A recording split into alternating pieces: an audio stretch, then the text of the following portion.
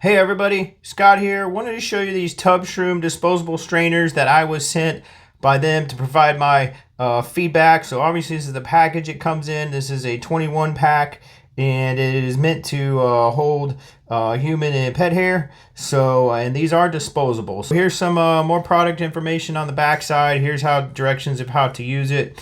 And I'll go ahead and open these and show you them. Okay, so I got these open. Here's what it looks like before you install it in the tub. So basically, I believe this just sits down in the drain tube. These kind of, pressure against the side of the tube to be able to hold it in place with a little bit of tension. And then once it builds up with hair, you just kind of remove it and throw the hair and this strainer away. So.